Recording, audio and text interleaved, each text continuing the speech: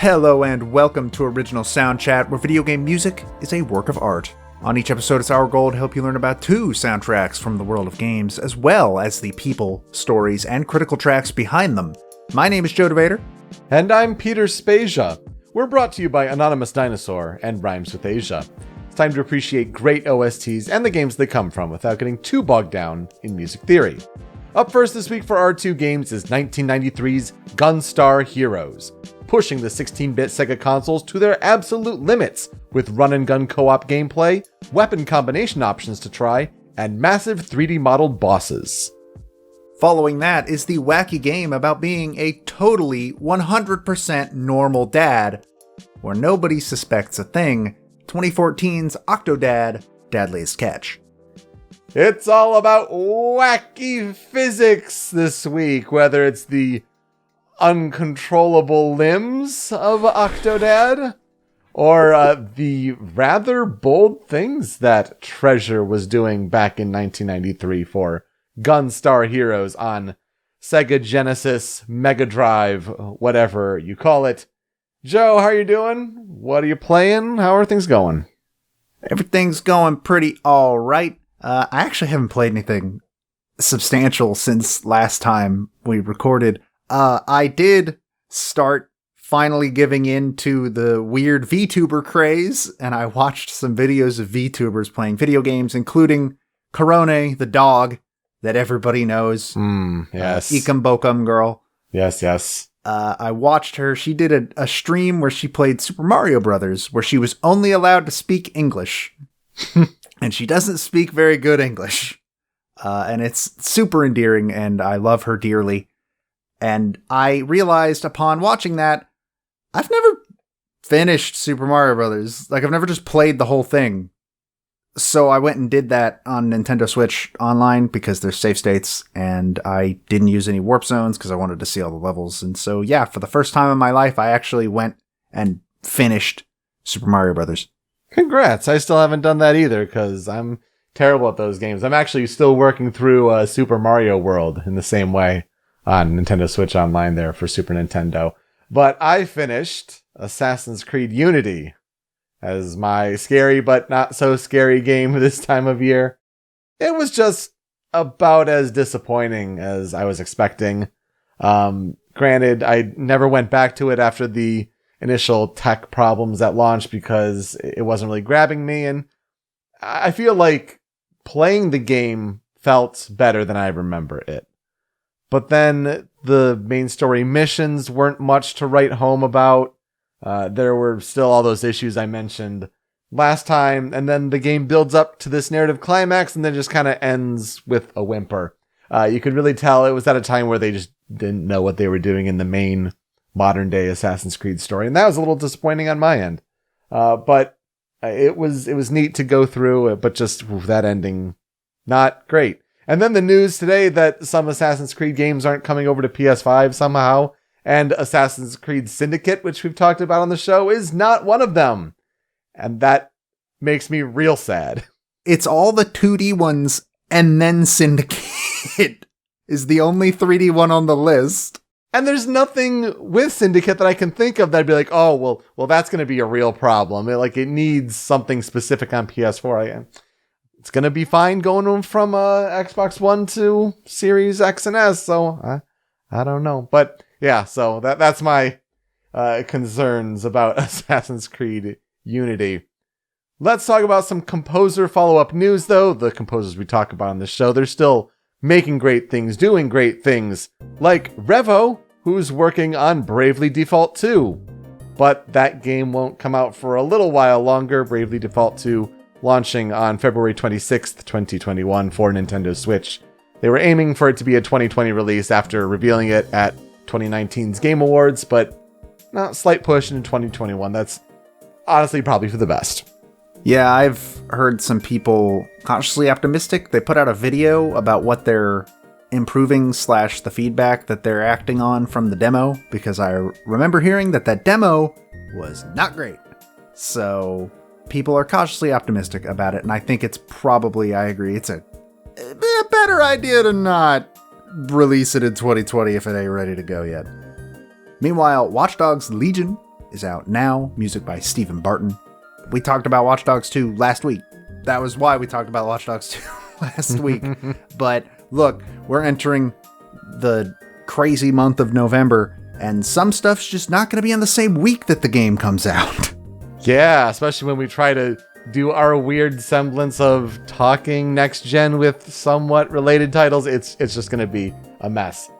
Speaking of a mess, Watch Dogs Legion on Xbox One X, the preferred review copy, sometimes bricking consoles, overheating them on a level called 404. So, a little on point with DedSec hacking the console or something like that. But yeah, I had no idea that Stephen Barton was the composer. I didn't either. I was listening to a podcast where one of the people said that they were going to try out Watch Dogs Legion because it came free with their graphics card. And the other responded with, dude, I know somebody who worked on that game that does not want their name in the credits. So that's a little dire.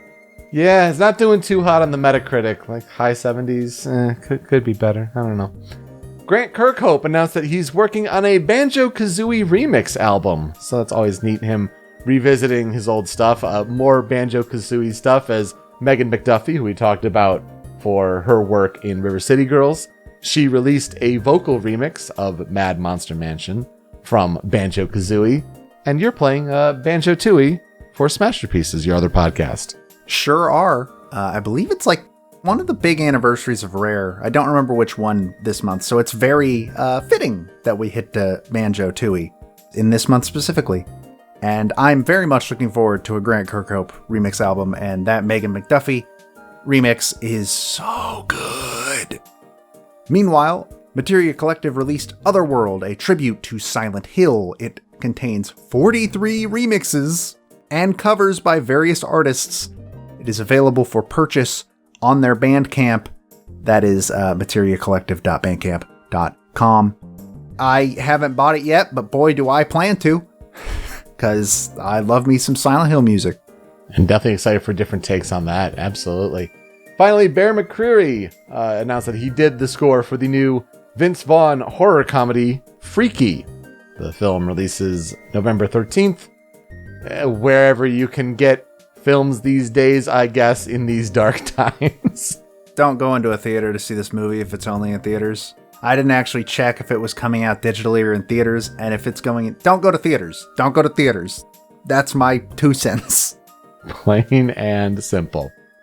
Let's start talking about our first game this week, and this is Gunstar Heroes. Some people may hear the name Gunstar Heroes and be like, I don't know what this game is at all. I've never heard of it.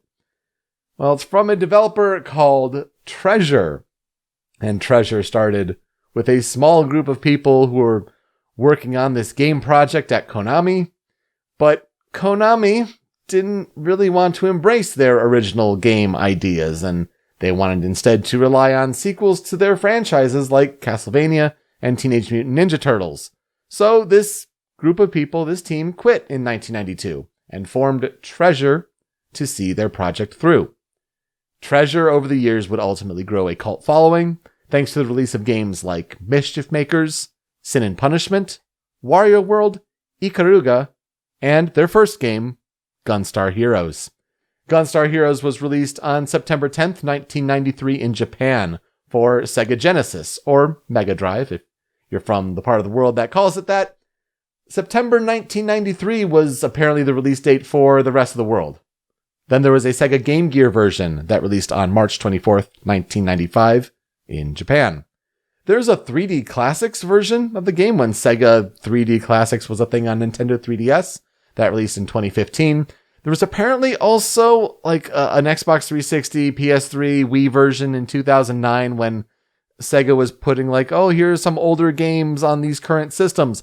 But if you want probably the best place to play it easily and cheaply and legally today, it is 99 cents, 99 US cents right now on Steam.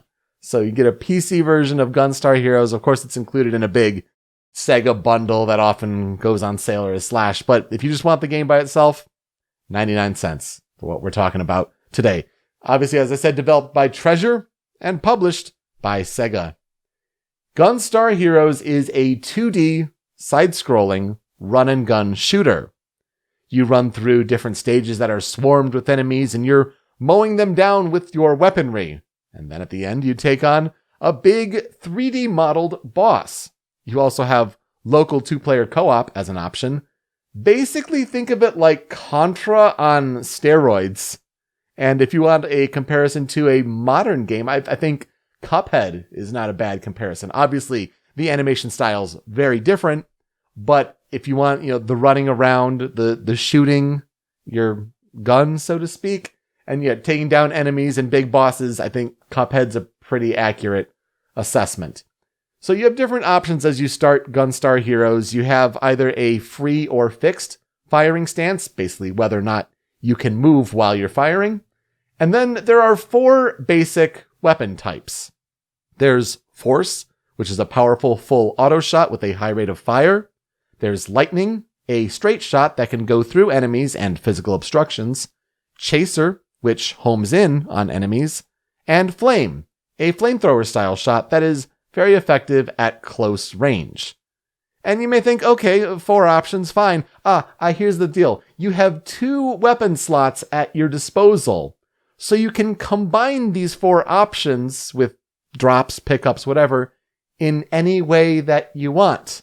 So, for example, if you combine Lightning and Chaser, it gives you a homing lightning beam attack. You can stack them, so you can do double flame, and it gives you a really wide, nice, powerful flamethrower, just like a huge inferno. There are apparently 14 possible weapon combinations, so you can try, mix and match all sorts of different things. Gives the game a whole lot of replayability. I wonder if Kirby 64 was inspired at all by that. Possible. It's possible. It certainly sounds like something we've talked about on this show before. The story of Gunstar Heroes is not explained well at all in the intro or demo cutscenes that usually played in games at the time, but here's the gist of it.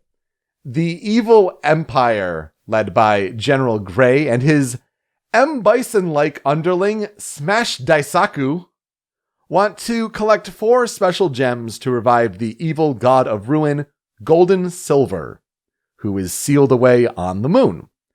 You, as either Gunstar Red or Gunstar Blue, need to go around the world to make sure the gems don't fall into the Empire's hands. So, as the plot develops, who is Gunstar Green, and why is he working for the Empire? Can you succeed in stopping the Empire from reviving Golden Silver? Joe, here's where I'll ask you, what are our experiences with Gunstar Heroes? I played the whole game in 2014. I think I played it for a podcast at the time, way back in the day. I remember absolutely nothing. All of it is gone. I am familiar with Gunstar Heroes, not by playing it, but through a friend of mine and Show Me Your News co-host Super, or Solharath. He brought the game over, or at least he played it, maybe through some emulation on one of our Show Me Your News anniversary streams, and I had never heard of this game before, but it's a fun game to watch.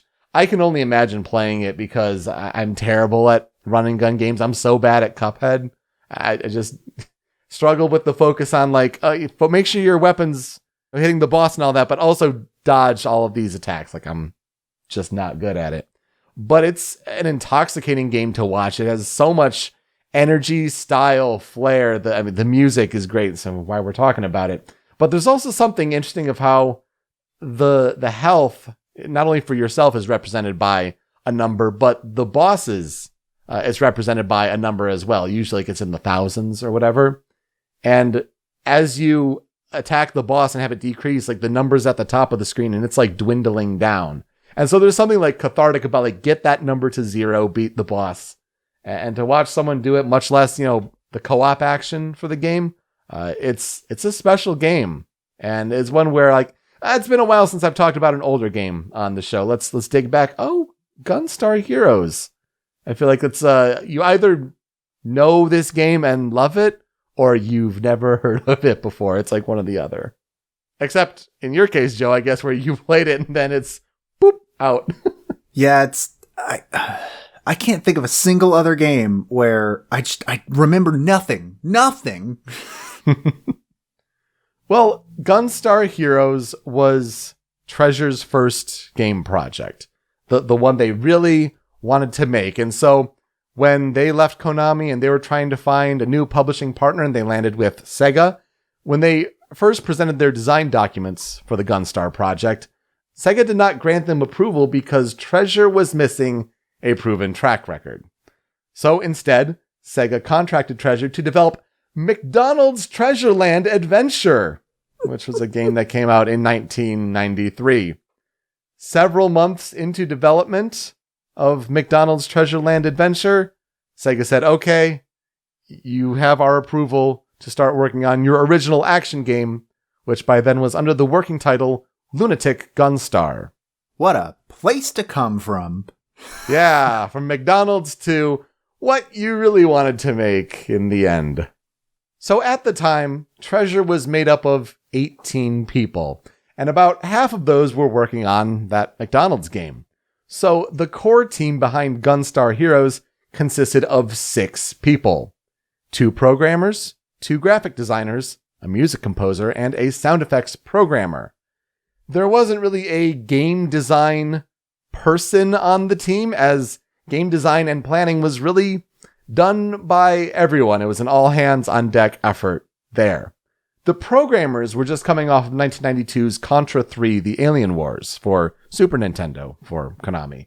But they found Genesis, or Mega Drive, easier to program for, and also it was just more open for experimentation. So they tried some things like sprite rotation and scaling for more of a 3D look, but also tricks to make it look like there were 3 or 4 layers of depth, for scaling for certain scenes, even though the system only really supported 2. Overall development of the game took about 9 to 10 months. Not even a year, damn. Yeah, it's really surprising for that many people, and granted, it's a pretty short game. If you watch, long plays of it on YouTube, about an hour. So, if you're good, you can get through it, but it's those tough bosses, it's that experimentation, it's that repetition that gives it that long-term value.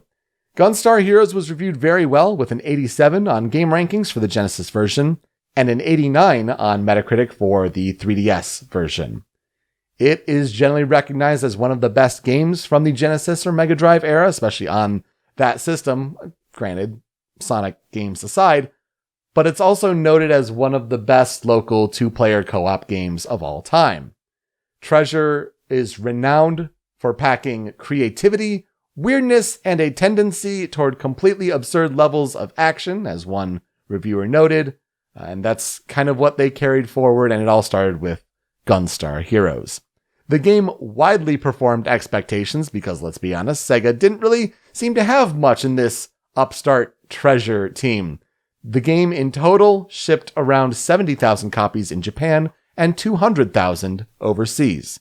Again, different time, different era, 1993, but pretty notable for the time.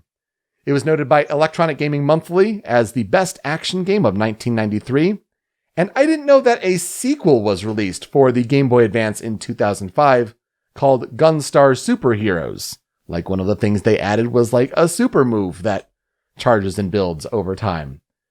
As far as a developer goes, though, Treasure's most recent games were 2 entries in the Japan-only and Capcom-published Geist Crusher series for 3DS. 2 games, one in 2013 and one in 2014. The composer for Gunstar Heroes is Norio Hanzawa. And I think it took the internet a while to discover that Norio Hanzawa was his real name, because he's gone by several aliases. In the credits for Gunstar Heroes, he was credited as N. Hanzawa. In other games, he's been noted as just Hanzawa, Kazuo Hanzawa, which I think the internet may have thought he was named for a while, Ichio Hanzawa, Non, N-O-N in all caps, Playback Hanzawa and Star Hanzawa. So at least we had a pretty good idea that was his surname. All we really know, though, is he started at Konami and then moved over to Treasure with that group. I even like the Treasure Wikia, though. Quote, Norio Hanzawa is a game music composer at Treasure. Cool, thanks for the input. No birthday, not even any blood type. Seems to be a ghost online, unfortunately. Oh, don't worry, I'll still have you beat when we get to mine. Oh, no. In terms of that. Oh, no. Need to discover Norio Hanzawa's discography, though. He was apparently a sound creator on Castlevania The Adventure, and he composed music for the Simpsons arcade game from Konami. Huh. So that's pretty notable. Again, taking things from Moby Games here. Of course, Gunstar Heroes, Alien Soldier, Mischief Makers, Bangai O, which is another Treasure game. He composed music for Wario World, and as a result, when a song from Wario World came over to DDR Mario Mix, the Dance Dance Revolution spin-off with Mario, the track starring Wario, low-key one of the best tracks in that game. Yep, that's Norio Hanzawa's composition work. He composed for the sequel, Gunstar Superheroes. Treasure did some Bleach games in the Wii DS era, so he composed for Bleach, The Blade of Fate, and he also composed on Sin and Punishment, Star's successor. According to Moby Games these days, he is the sound director on War of the Visions, Final Fantasy Brave Exvius. As far as historical development research, though, there isn't too much out there on Gunstar Heroes. Some of the development team noting what some of their favorite moments were, but Norio Hanzawa wasn't able to attend that interview because he was working on the next Treasure game. So there isn't much to add about the soundtrack, though I think it's interesting to note that when we listen to these tracks here, it's an intense soundtrack, especially for that 16-bit era. But when you're playing the game or you're watching the game being played, it is definitely overshadowed by weapon sound effects.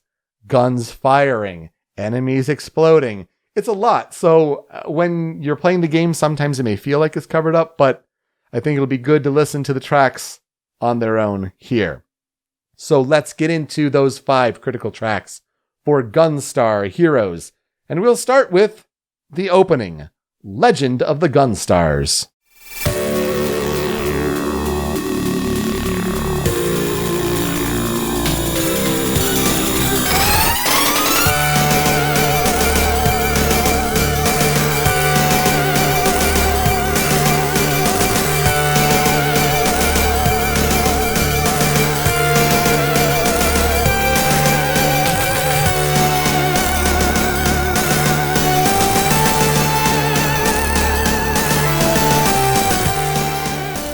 Starts a little slowly, as this is paired alongside a rotating logo. We're getting big things on Sega Genesis in 1993, not gonna lie, kind of impressed.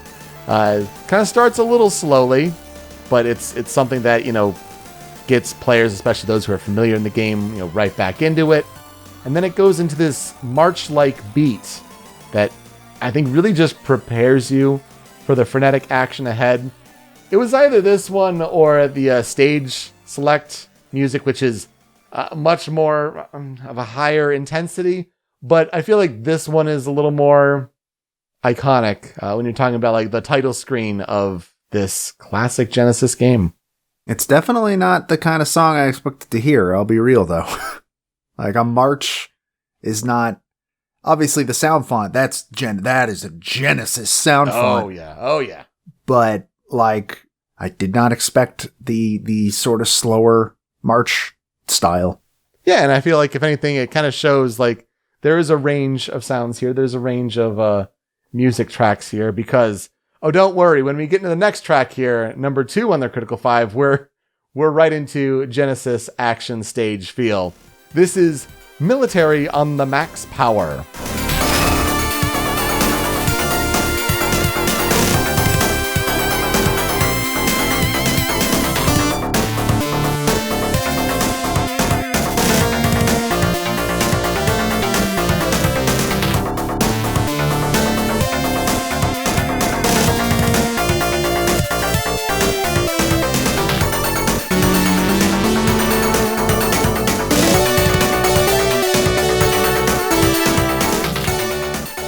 So I should explain, once you start the game, you are presented with this stage select screen.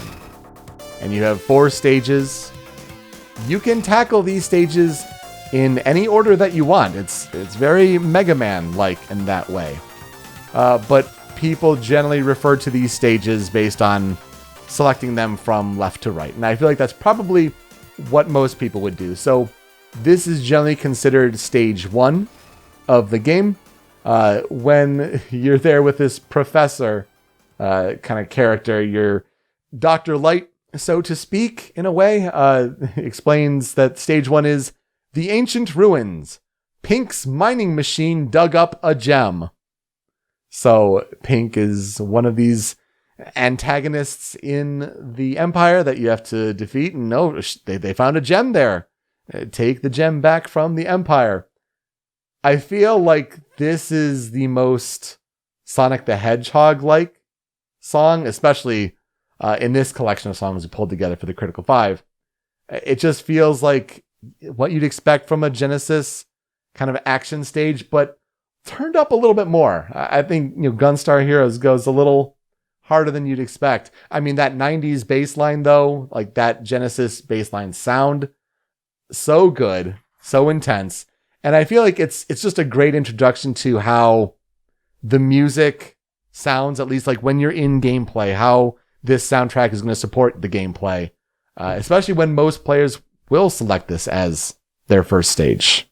I don't know what it is about this song, but this is the only one that sort of gave me this feeling of like, oh, I've heard this before.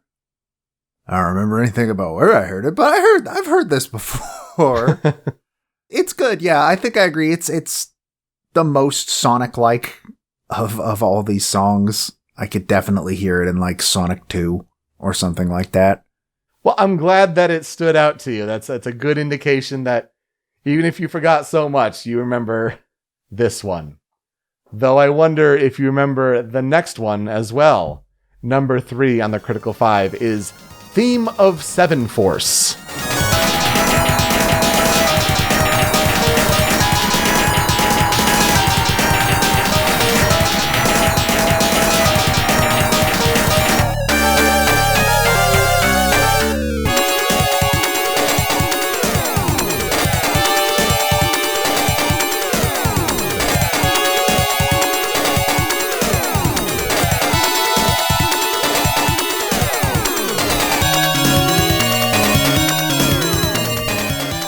So if you're going from left to right, this would be the second stage.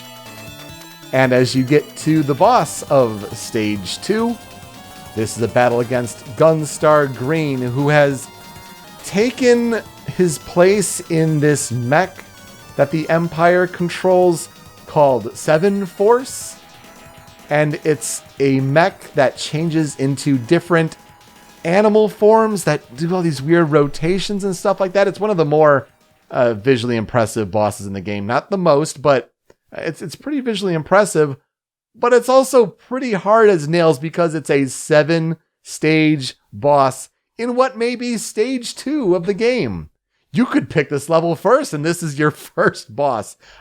It's crazy. There's the visuals of you racing down a mine shaft, going up against the different walls. You're able to jump across the sides of the mine, top, down, all over, and you're just racing against this enemy that, changes into all these different forms.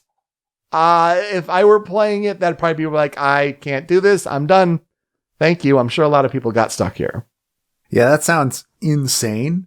I have no memory of it. The song doesn't ring any bells. It definitely does fit that vibe of going down a mine shaft, though. Like, are you in a minecart? Yep, you sure are. Okay, yeah. So this absolutely sort of sounds like, what if the minecart music in Donkey Kong Country was Genesis? Almost. Not as jazzy, but like, you get what I mean. It has the same sort of vibe.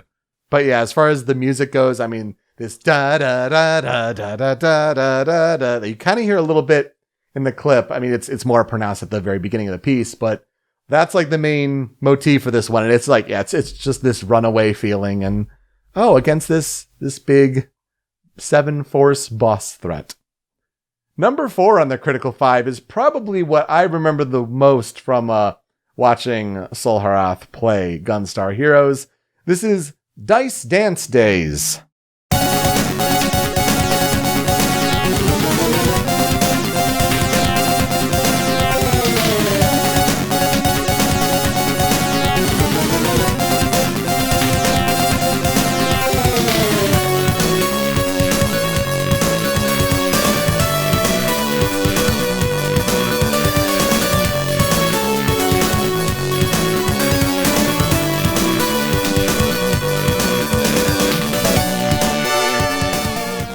So the professor character describes this stage as Black has built a silly dice maze.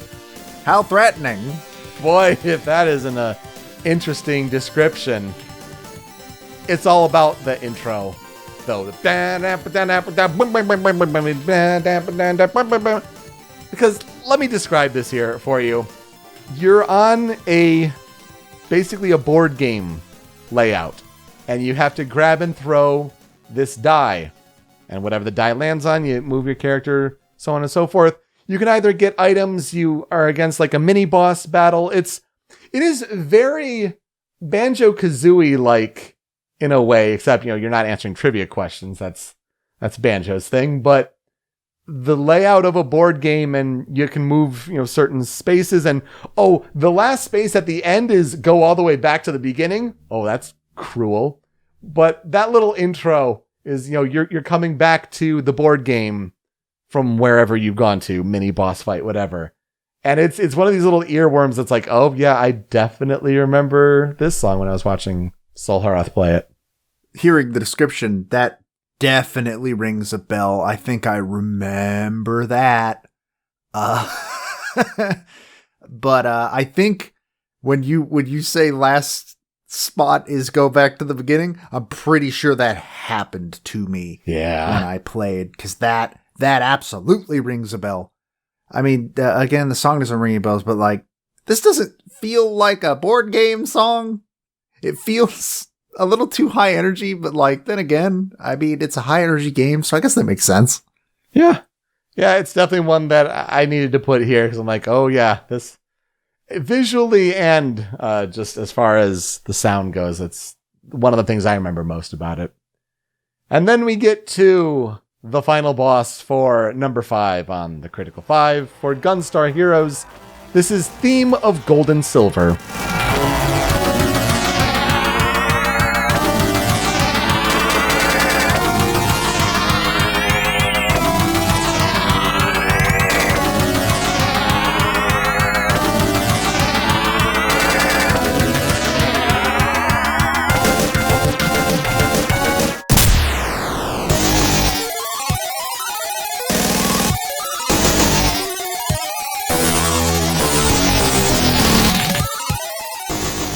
And maybe if you're a Pokemon fan, you think, oh, he's just saying gold and silver. No. Golden Silver. That's the boss's name. That's the god of ruin. They're all colors. Look, I don't know if that's exactly how it was in the Japanese version, but certainly when it came over with the English translation, they're all colors. It's fine. I was almost tempted to put in Smash Daisaku's boss theme in there, because boy, he is sure M. Bison, at least a ripoff, and he's got this laugh of which, I don't know, for the time, it must have been a time of villainous laughs with Kefka on Super Nintendo and then Smash Daisaku. But no, Gold and Silver is the final boss. I remember Solharath trying to bash his head up against the wall that is Gold and Silver, to the point where, to a certain point, all that I remembered about Gunstar Heroes is the name Gold and Silver. Crazy boss fight, just long, difficult. And this theme, though, I mean, we kind of have the part at the middle of the clip here, but for it to start with this da-da-da, da-da-da, like, it's evil and it's brutal, and I think that's like a big accomplishment for 16-bit music at the time, especially on Genesis. I mean, it's got that, yep, that sure is a final boss sound to it. And I feel like for its place in the game, for the way it sounds as a final boss theme, and one of the things I remember most also alongside the dice game with this game, I feel like that had to round out the Critical 5. I think this might be one of the cooler Genesis songs I've heard. Just in terms of like, oh, that's sort of unique sounding. Like, damn, they went hard on this song. Yeah, not the usual Genesis instruments you think of. Yeah, it's this really deep sort of MIDI synth. It's very good. Like, I think this is my favorite on the Critical 5. Very good to know. I have a couple on the cutting room floor, though. One of them is Stairs Too High.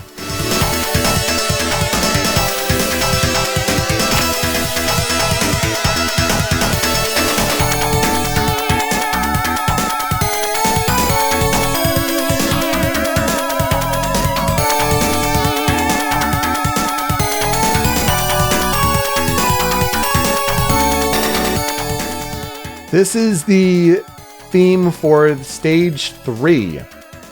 Again, Stage 3 if you're thinking from left to right. The description is, the flying battleship is just leaving. I think this one stands out in a weird way because when you get into it, and especially highlighted in the clip, it's such a clear and positive melody, which, when you're climbing these platforms and you're trying to fend off enemies along the way as this ship is about to take off, it really cuts through and stands out. It's not like the chaos of something like Stage 1, but yeah, this one cuts through and is kind of pop-like. I definitely wanted to give it a shout out here for that. I think this one's also another very Sonic sounding song. Sure. I could totally see that. It was really tough to leave this one off the Critical 5, though. Other one on the cutting room floor is Empire: The Final Assault.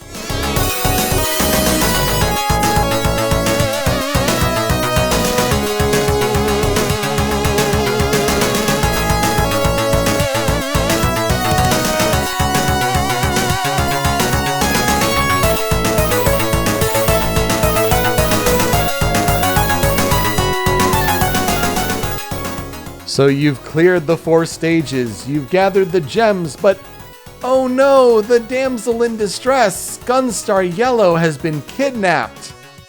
And so now you gotta chase down the Empire and get your girl back. So this is technically Stage 5 of 7. I think it is entirely emblematic of the feeling of, all right, let's do this. Because it may be a long stage, going down that long highway, almost like a Central Highway vibe, Mega Man X in a way.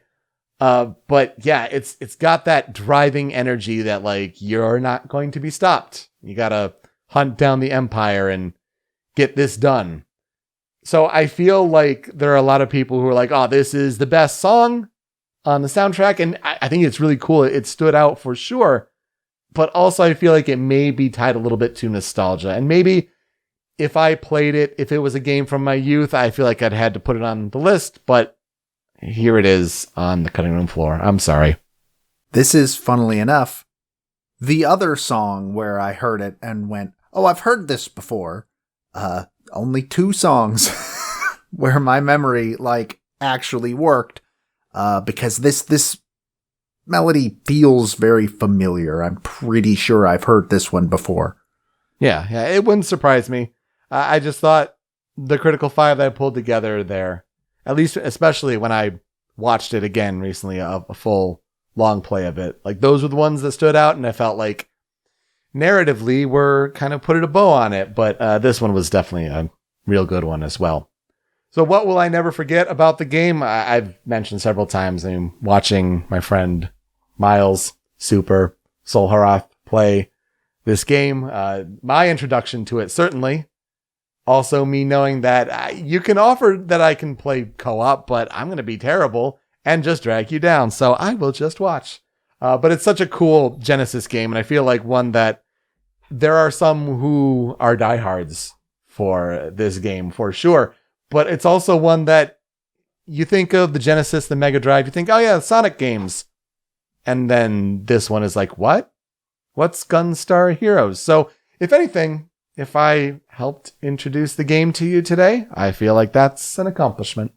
Meanwhile, what will I never forget about Gunstar Heroes? Everything. Everything. Yeah. I forgot everything. I'm so sorry to all fans of Gunstar Heroes, but I forgot everything. But at least a good refresher here. So to transition to our next game, we like to talk about a fan cover, fan remix, whether it's on YouTube, OC Remix, wherever. Gotta bring back Carbohydro M, one of the better remixers, I think, out there on the internet, especially when it comes to like metal and guitar covers. He has a Gunstar Heroes medley. And I think the clip here that Carbohydro M notes in the YouTube comments that it's his favorite part of the song, this clip highlights Empire, the Final Assault. So I'll give it to you there. It's a great piece of music. Hope you enjoy it. We'll be right back.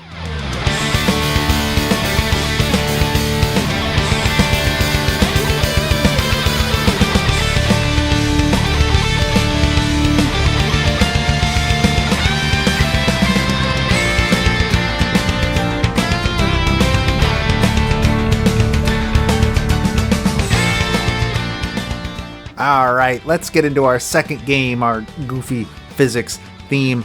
Boy, once more, for like the third week in a row, these two games could not be more different in tone if we tried. Because my game is Octodad, Dadliest Catch, which was originally released for the PC on January 30th, 2014. PS4 would get it in April of 2014. Vita would get it in May of 2015. Xbox One in August of 2015, Wii U and iOS in October of 2015, Android in November of 2015, and the Switch in November of 2017. So this game has come out on a lot of stuff. It was developed and published by Young Horses. In Octodad, you control Octodad. Octodad is a husband and a father to two kids. They live in a suburban home and enjoy a comfortable middle-class life. Also, he's an octopus, and nobody knows. Not even his family. His family has no idea that he is an octopus, and he seeks to keep it that way. The game is built around performing mundane tasks, such as pouring and delivering a glass of milk, or performing the act of grocery shopping, which sounds boring, except for the fact that you gotta remember, octopi don't have bones. And so doing all this actually becomes way harder than you would think. You control either the arms or legs separately. You press a button to switch between them. And if certain NPCs see you acting too suspiciously, a suspicion bar will begin to fill up, and if it fills up completely, that character will realize you are in fact an octopus, and it's game over. So the story is not super big. Basically, it just falls down to, can Octodad keep up the ruse that he is in fact a normal dad, a normal human, not an octopus? And can he keep that up during an uncomfortable family trip to the aquarium? Where I'm pretty sure his wife, while trying to talk him into going to the aquarium, says, yes, I know you believe they're dens of inequity. Can he protect his family from the truth and the dangers of the world? And can he escape the evil Chef Fujimoto, who knows he's an octopus and wishes to expose him to his family while also cooking him into a delicious meal? Well, I guess not cooking him because he wants to make him into sushi, but like, you get what I mean. So this is where I will ask, Peter, what are our experiences with Octodad? I feel like it's an amusing concept, but when I tried playing Octodad, I think I played it on PS4 when I did, you know, it's an amusing concept for a few levels, and then it kind of just fell flat for me after that. So I only played a little bit of it, maybe up to the aquarium, maybe through the aquarium. I think that was one of the earlier levels, right? The aquarium is the last big area of the game, but the aquarium takes up like a good chunk of the game. Oh, okay. Well, maybe like I just got there a little bit. I don't know. I did not finish the game, but I had some fun with it. But I think the ingenuity and the gist of it kind of fell flat for me the more I did it. I love Octodad, Dadliest Catch. I actually played the original, which we'll get into in a second, and was very excited when I found out that a sequel was coming. And so I bought it on day one. It's got some problems. The ending sequences of that game are, not to mince words, bad. Like, really bad. Otherwise, though, I really, really like this game. I think it's very charming. I think it's one of the funnier games I've ever played. Though I will not fault you for the gimmick kind of stops being that funny after a few levels. But the writing, I still think, is absolutely hilarious. Sure, yeah. Which that's basically what helped me on. So, let's get into the development of Octodad. It is actually a sequel, like I said, to a 2010 freeware game that was developed by students at DePaul University. The original game was made by a team of 18 students, 8 of which would go on to found Young Horses alongside a 9th new member. This team would immediately begin development on a commercial sequel. The other students involved with the project signed away their rights to the project in exchange for a stake in the company and also some of the royalties from the game. In 2011, they launched a Kickstarter for Octodad 2, which raised $24,320. Wow, what a different time in video game Kickstarters. Oh boy, when they regularly raise like $1 million. At the start of development, 6 members of the 9-person team lived and worked in the same apartment. Oh no. 6 people in one apartment? Talk about not separating your home and work life. At first, this worked out really well. They figured it was more efficient than doing virtual working together. But unsurprisingly, space issues became a huge frustration for the 6 people sharing this one apartment. So the team spread out into 2 other 2-bedroom apartments that were in the same building. But like 6 people in one apartment. No, thank you. I'm good. Yeah, right. I can barely handle 2 people in this apartment. So they originally planned in the Kickstarter to release the game in 2012. If you were paying attention at the beginning of this segment, they did not hit that. When all was said and done, the game had taken 2 years and 7 months to develop and didn't actually release until 2014. So 2 years behind schedule. But like, I imagine it was probably just, oh, this is going to be a lot harder to make than we thought it would. Especially, apparently, like one of the biggest challenges was trying to figure out how to make the game work on a controller. Which I haven't played Octodad on a controller. I played on a mouse. I can't imagine how it works, but apparently they did get it to work, so big ups to them. The game released to mixed reviews by critics. It currently sits at a 69 on Metacritic on all platforms. Like, literally all platforms. It's a 69. Nice. Yeah, nice. Pretty nice. Tentacles. Most critics agreed that the game was overall fun at the beginning, with a ton of humor that stemmed both from the goofy nature of the game's controls, but also the writing. It got a lot of praise for its heartfelt story about family, and its characters are just nice, and it's fun. But criticisms were mainly lobbed at the game for its short runtime. You can actually complete Octodad in like 2 to 3 hours. How Long to Beat puts it at 2.5. Okay, so I feel like I maybe put like an hour and a half in, so that's interesting. Mm-hmm.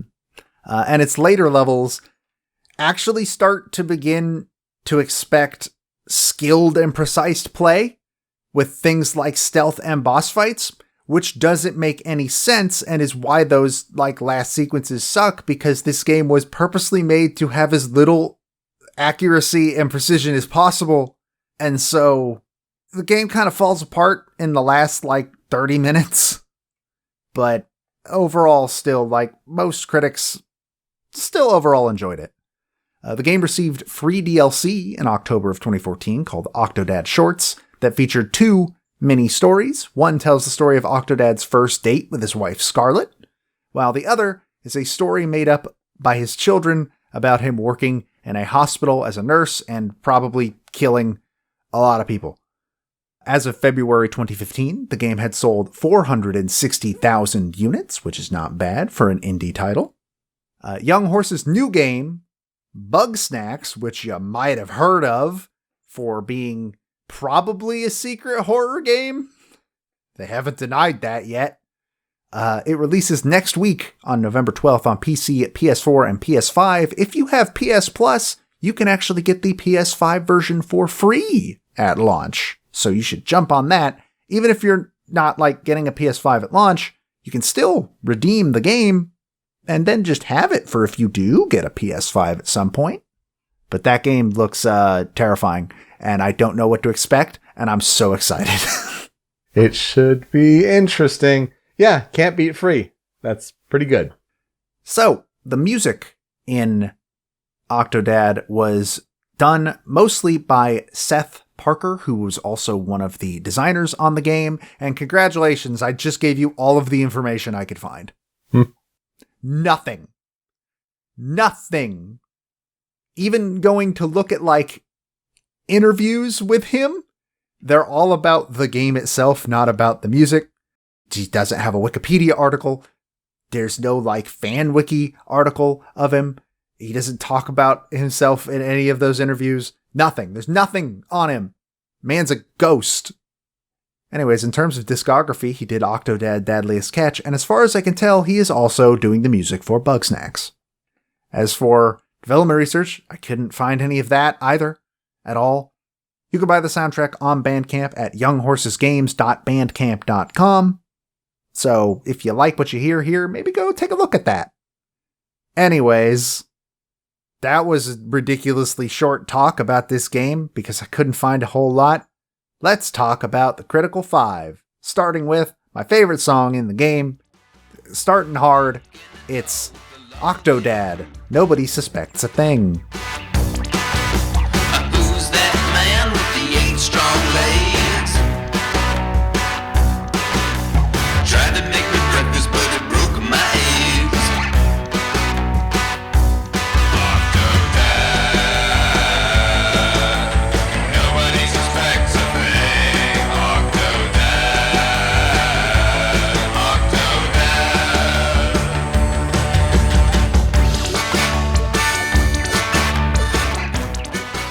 This is the main theme, written and performed by Ian McKinney.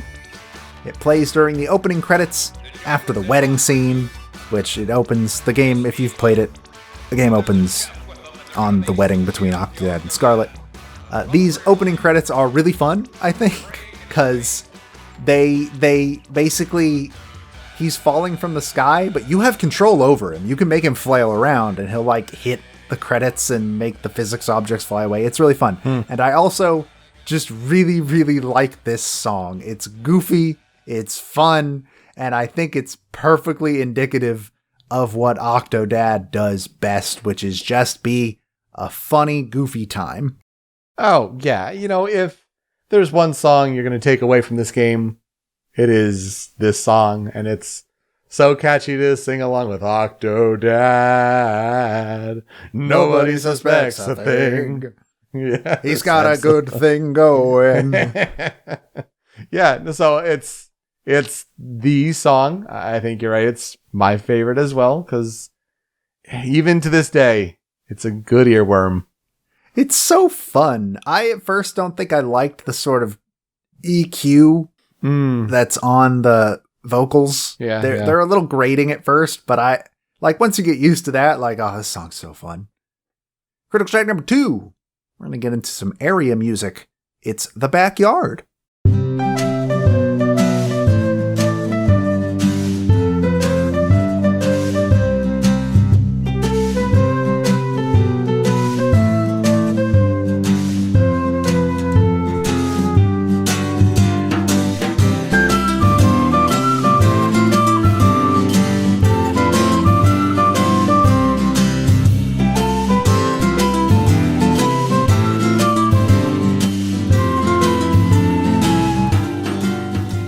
This song plays in the third area of the game. From the wedding, you go to just being in the house, and then you go into the backyard where you do a bunch of lawn mowing and stuff like that. This song just feels nice. I don't know how else to describe it. It just feels nice. Like, this song feels like suburbia distilled and put into song form almost. Like, this is, if somebody had to write a song about, like, I want you to put the feeling of idealized suburbia into a song, I feel like this is very close to what would come out. Totally nailed it. Yeah, it's happy and pleasant, and it's great. I just really like the acoustic guitar part of this song, like the acoustic guitar chords in the back, and the melody is ridiculously, disgustingly catchy and fun to whistle to. Oh, yeah. And it feels like a really relaxing day in the backyard. I really like it. I think this is my favorite non-vocal song in the game. Yeah, I think that's fair. It's one that when I listen to again, it's like, oh yeah, you can immediately picture it, and I think that's super telling that it sets the mood perfectly. Like, you can imagine, like, birds kind of chirping in the background. Yeah, lawnmower noises going. It's great in that way. It totally sets that just right. Yeah, this is the vibe that Octodad usually pulls off. Following that, let's change the vibe up a little bit and get into critical track number 3, Sushi Attack.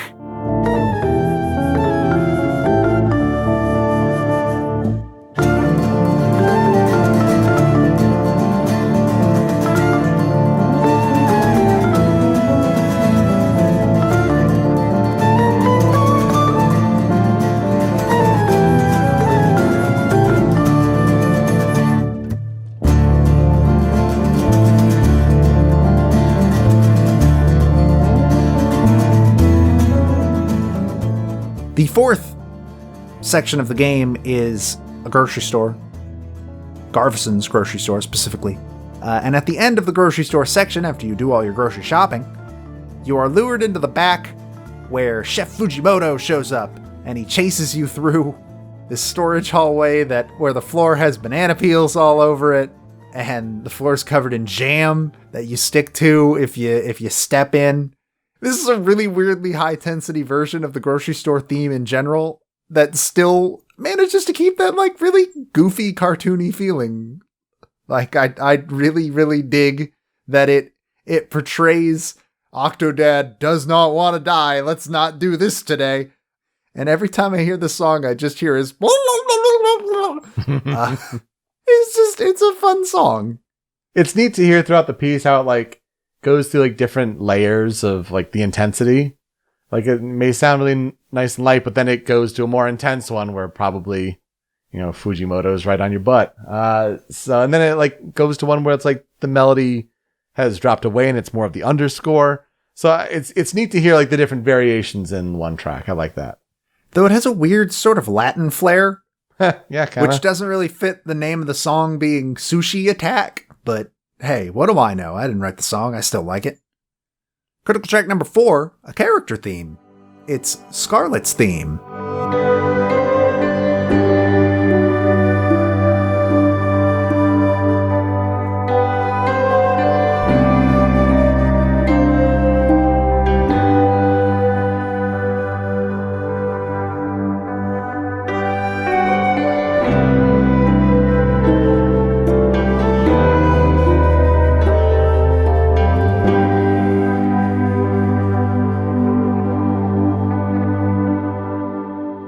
This song is the main theme of Octodad's wife, Scarlet. She's a very loving and supportive character, and I think this song really carries a weird amount of emotional weight behind it. Way more than you would expect from Octodad, of all things. I think this is a close second for my favorite instrumental song on the soundtrack. It's just a very nice, sort of relaxing piece, and I think it really reflects that, while he is hiding that he is, in fact, an octopus from his wife, he still very much loves his family. He is a good dad, he is a good husband, even if he hasn't told them that he's actually a sea creature.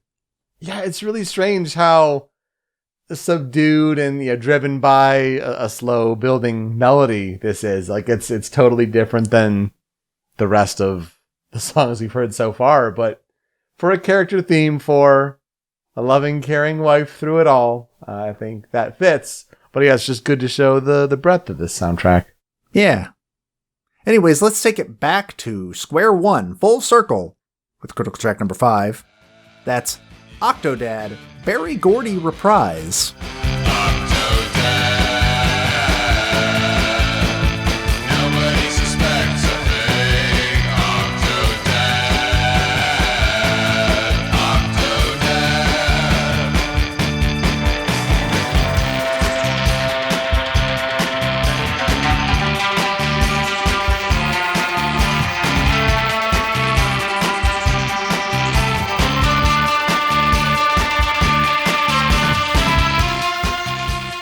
I don't know why it's called the Barry Gordy Reprise. As far as I can tell, this is also written and performed by Ian McKinney. That's the only credits I can find on the soundtrack. This is the credits theme. It is a reprise of the opening theme, as I'm sure you figured out. And I think I like this version slightly more. It's just my dad. It's just my dad. That part gets me every time. It's so goofy. I think the original is a better song, but I don't know. I dig this one a lot. The credits are, again, a scene where Octodad has like full reign and can just run around messing with physics objects in a theater where everybody's watching the credits of the movie they just watched, which was Octodad, Dadliest Catch. And just, again, it's just a really good song. And it's a really fun song. Nobody suspects a thing. All right, Joe, random trivia question for you. Uh-oh. Who is Barry Gordy? I have no clue. Oh, dun dun dun dun. I have lost my money, Regis. No. Barry Gordy is the founder of Motown. The record executive producer known for establishing Motown. So you kind of get that sense here a little bit. I feel like in the clip, like the repetitive drum beats, maybe a little much, but you know, not a bad song to go back to. But I feel like they were trying to be like, we're channeling a little bit of Motown here. I guess I can hear that, sort of. I don't know. So let's get into the cutting room floor, where we are also going to hear another version of the song you just heard. Because I can't believe this is on the soundtrack and is as good as it is. The first song that I have on the cutting room floor is Shark Naked, Nobody Suspects a Thing.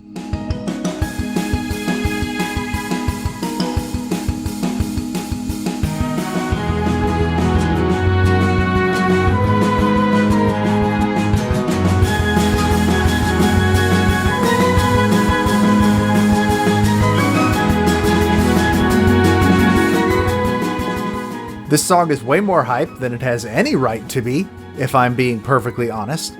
It plays as you are swimming away from a shark in order to go save your family, and it's got this determined feeling of like Octodad saying, nah, this ends here, and going to save his family who has been kidnapped by Chef Fujimoto so he can convince them that their father is in fact an octopus. Neat little play on the Nobody Suspects a Thing theme, a little leitmotif there.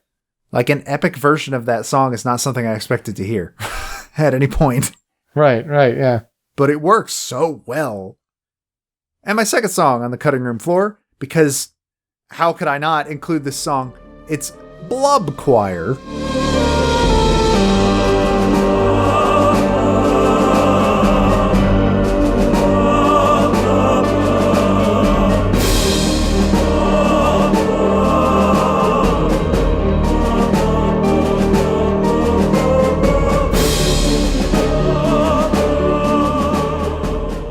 I think the song speaks for itself. Blub, blub, Blub, blub. Oh, it's so weird. I love it so dearly. For all the blubs that you're going to hear, Octodad speak, you know, might as well put it in like a church choir form. Oh, it's so dumb. I adore it. So what will I never forget about Octodad, Dadliest Catch? It's one of the funnier, goofy games I've ever played. I would put it up there with Undertale for absolutely hysterical games.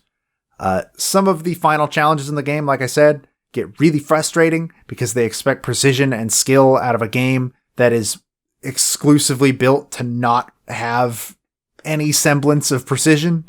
So, like, there's a boss fight at the end of the game, and there's a point where the aquarium is on fire, and you have to, like, walk over a balance beam, and if you fall off of it, it's game over. Oh, yeah, no. And it's just like, why would you put that in this game? What made you think that that was a good idea to put in this game? So, like I said, it kind of falls apart in the last, like, half hour of the game, which is a shame because all the time before that, I absolutely adore. Characters are fun, writing and gameplay is hilarious, and generally, I just think Octodad is a pretty, like, good game. And if you are looking for a laugh, I highly recommend it. Oh yeah, it's definitely great for a laugh. Like I said, it's a fun start to the game, and then the gimmick starts to wear on you. So just keep that in mind. But I was more pleased with listening and learning more about this soundtrack than I thought it would, because obviously I fondly remembered the main theme, and oh yeah, the backyard was good, but some of the other songs, like, oh yeah, I really appreciate that. Thank you for bringing that to the table. So yes, when it comes to games about wacky physics, certainly Octodad plays on that more, but I mean, Gunstar Heroes, a Genesis forgotten gem, shining on that Mega Drive there with its 3D scaled sprites and all that, making it look like 3D. I mean, in that game, there's a boss where, like, it's whipping this long ball and chain around, and it's playing with 3D space on the Z-axis. In 1993, on a Genesis game, you gotta judge its height and whether you duck or you jump. Oh man, that's a game for you right there. But wacky physics for the time for these games here on Original Soundchat, and that will do it for us for this episode. You can find me on Twitter at Pete Speakeasy. Joe is over at the Debaga. The video version of the show is on the Rhymes with Asia YouTube channel, also at rhymeswithasia.com. But it's that MP3 podcast version that you want on Anonymous Dinosaur at anondino.squarespace.com. And that's where Joe's other podcast, Masterpieces, is hosted. You can find those podcasts on services around the globe, wherever you get your podcasts, including Spotify. And we don't just have a Spotify feed for our main episodes and our bonus tracks and all that. We have a Spotify playlist where if we talk about a song from a video game and it's on Spotify, it's getting added to that playlist. Joe, what's being added this week? Gunstar Heroes is not on Spotify, unfortunately. Sega's been good about it, but only, like, past a certain year. Like, most of the classic Sonic soundtracks aren't on there either. So, who knows what's happening there. Meanwhile, Octodad is, so that'll be added. All right, good to know. And then when you're done listening there, you can find us on social media at Soundchat OST. Leave us some feedback on how we're doing and maybe suggest what kind of games that we should play and cover in the future. Then we've got bonus tracks coming. We're working on Best of 2017, and we may have a spoiler chat coming up for the next couple weeks, so keep your eyes on that. Joe, who are we talking about next week? I will be talking about Mitsuharu Fukuyama. I will be talking about Kota Suzuki. Name may sound familiar if you've heard some of our other best of podcasts. Anyway, Joe, let's play us out. Well, there was no song, no other option other than the Octodad theme, Nobody Suspects a Thing, to find a cover for. And I managed to find a YouTuber known as RAR Plays Games, that's R-A-W-R, Plays Games, all one word, who did a acoustic cover of the Octodad theme, so please enjoy that. Thank you so much for listening this week on Original Soundchat. We'll see you next time. Take care. Octodad.